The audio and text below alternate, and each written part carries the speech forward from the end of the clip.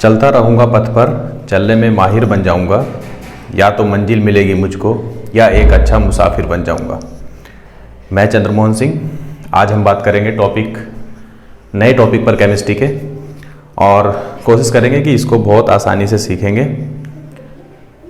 अब जैसे कि स्कूल बंद हैं तो उसके लिए हमें थोड़ा ऑनलाइन पर भी जो ज़्यादा ध्यान देना पड़ेगा। तो आज मेरे पास जो टॉपिक है वो है रेडियस रेशो रूल। ठीक है, तो आज हम इस पर बात करेंगे। इससे पहले मैं आपको बता दूं कि ये मैंने एक टेबल आप देख रहे हैं, तो इस टेबल को बाद में स्टडी करेंगे। पहले मैं कुछ आपको इसके पॉइंट्स बता दूं कि रेडियस रेशो रूल क्या है। ठीक है ना, रेडियस रेशो रूल पढ़ने के लिए आपको 4 पॉइंट पढ़ने पड़ेंगे, और 4 पॉइंट पढ़ने के लिए जो है हम लोग एक एक पॉइंट को ध्यान से लिखेंगे। आप लोग जो है हेडिंग डाल लेंगे रेडियस रेशो रूल, बहुत आसान है। और इसके लिए पहला पॉइंट है, स्क्रीन पर भी अभी आएगा लिखकर, आप उसे लिख लेंगे, हिंदी और इंग्लिश दोनों लैंग्वेज में आएगा। कि पहला पॉइंट है हमारे पास कि जो भी हमारे पास पॉजिटिव या नेगेटिव जो आयंस होते हैं उनके चारों ओर उनके अपोजिट आयंस उन्हें चारों तरफ से घेरे हुए होते हैं। ठीक है ना, और उनके बीच में जो है विद्युत स्टैटिक्स फोर्स या इलेक्ट्रोस्टैटिक्स फोर्स होती है। ठीक है, जैसे कि नीचे आ रहा है लिखा हुआ, पहला पॉइंट है इसका कि in an ionic crystal each ion is structure with a definite number of opposite ions so that ions are attached to each other by electrostatics force. ठीक है, इसका मतलब है कि जो भी हमारे पास क्रिस्टल है उसके हर आयन अपने विपरीत आयन के द्वारा विद्युत स्थैतिक्स बल के द्वारा जुड़ा होता है। यह आपका पहला पॉइंट हो गया इस रूल का। ठीक है,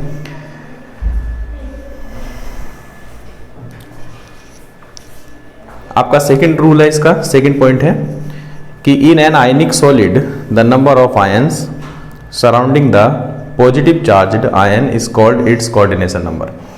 कि जो भी आयन हमारे पास है उसके जो अपोजिट चार्ज हैं वो उसे चारों ओर से घेरे हुए हैं, और उनका नंबर जो है क्या कहलाता है, आपको कोऑर्डिनेशन नंबर कहलाता है। ठीक है ना, कि मान लो कोई भी अगर मान लो पॉजिटिव है तो उसे चारों ओर से कौन घेर रखा होगा, नेगेटिव आयन ने, और अगर नेगेटिव है तो उसे चारों ओर से कौन घेर रखा होगा, पॉजिटिव आयन ने। ठीक है ना, तो ये जो आपको नंबर मिल रहे हैं जो उसने अपने अपोजिट एटम को घेर रखे हैं उनका जो संख्या है उसे क्या कहते हैं, कोऑर्डिनेशन नंबर कहते हैं।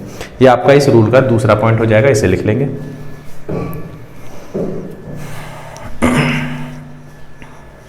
आपकी स्क्रीन पर आ रहा है नीचे लिखकर, आप उसे बहुत आसानी से पढ़ेंगे, समझेंगे। अब आपका जो तीसरा रूल है वो क्या है कि the ratio of radius cation R plus and radius of anion R minus is called radius ratio. कहने का मतलब जो हमारा रेडियस रेशो है,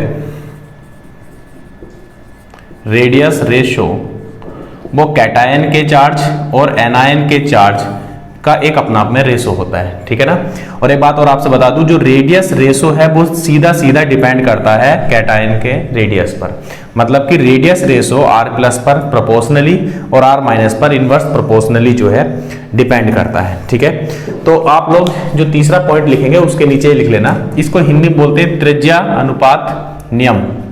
इसको हिंदी में बोला जाता है त्रिज्या अनुपात नियम, इसको लिखा जाता है। ठीक है ना, तो ये अपना में जो है त्रिज्या अनुपात नियम है, जो किसी भी धनायन R प्लस क्या है यहाँ धनायन, और R माइनस क्या है ऋणायन की त्रिज्या। ठीक है ना, तो धनायन और ऋणायन की त्रिज्याओं का जो अनुपात है उसको आप त्रिज्या अनुपात के रूप में या त्रिज्या अनुपात उसे कह सकते हैं। ठीक है ना, दूसरी बात जो रेडियस रेशो है ये यूं कह दीजिए त्रिज्या अनुपात वो धनायन की त्रिज्या पर सीधा निर्भर करता है।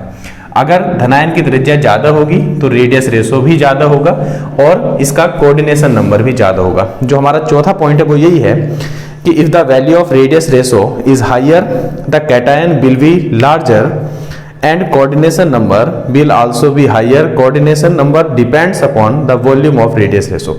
कहने का मतलब अगर इसकी कैटायन की रेडियस ज्यादा होगी तो रेडियस रेशो भी ज्यादा होगा, और हमारे पास जो है कोऑर्डिनेशन नंबर या उप सहसंयोजी संख्या का मान भी ज्यादा होगा। ठीक है, तो इस प्रकार से हम 4 पॉइंट लिख लेंगे इसके त्रिज्या अनुपात नियम के। बहुत आसान है, मैं एक बार रिपीट कर दे रहा हूं, आप इसे आराम से लिख रहे होंगे।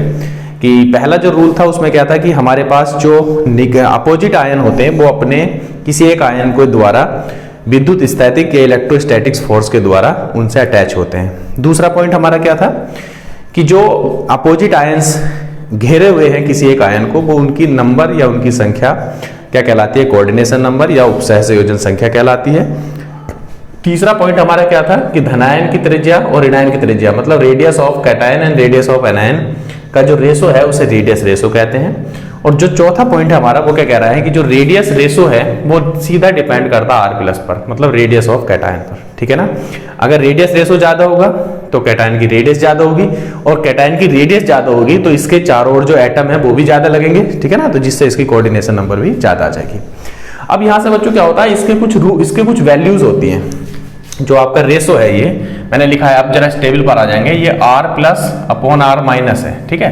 तो जो रेडियस रेशो है इसकी कुछ वैल्यू होती है, ठीक है। अगर इसकी वैल्यू 0.155 से छोटी है, इसका कोई अगर मान लो कोई आपको न्यूमेरिकल दे दिया जाए और उसमें इसका जो अनुपात है वो इससे छोटा आ जाए, ठीक है, तो कोऑर्डिनेशन नंबर उस क्रिस्टल की कितनी होगी 2, और उस क्रिस्टल की स्ट्रक्चर कैसी होगी, लीनियर या रेखीय, आप इसे याद रखेंगे, ठीक है।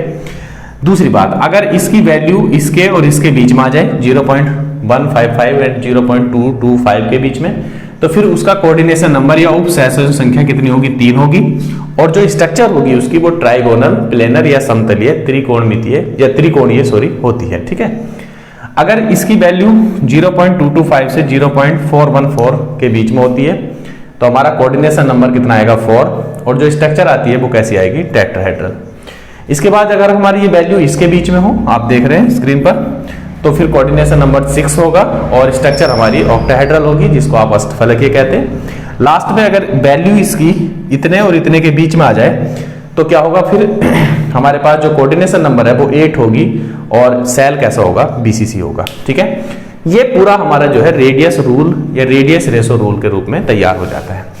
तो कुछ भी हार्ड नहीं है। सबसे पहली बात आपको ध्यान रखना है कि रेडियस रेशो में आपको 4 पॉइंट लिखने हैं, जो आपको मैंने स्क्रीन पर दिखाए थे, आपने लिखे भी होंगे कि पहला पॉइंट, फिर सेकंड पॉइंट, फिर थर्ड एंड फोर्थ पॉइंट।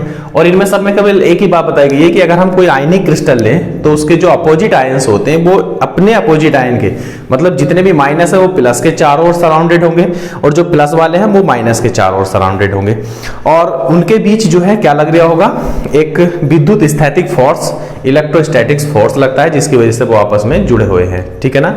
उसके बाद अगर हम इसकी वैल्यू निकालें कोई भी न्यूमेरिकल बेस्ड, तो फिर इनकी ये स्टैंडर्ड वैल्यू आती है, जिनके आधार पर आप बता सकते हैं कि अगर ये वैल्यू है तो फिर इसके अंदर कोऑर्डिनेशन नंबर कितना होगा और उसकी जो है स्ट्रक्चर कैसी होगी, ठीक है। तो काफी इंपॉर्टेंट है, कंपटीशन में भी आ जाते हैं इससे सवाल, और इंटर में भी काफी इंपॉर्टेंट है, इसमें बीएससी में भी टॉपिक में आ जाती हैं चीजें।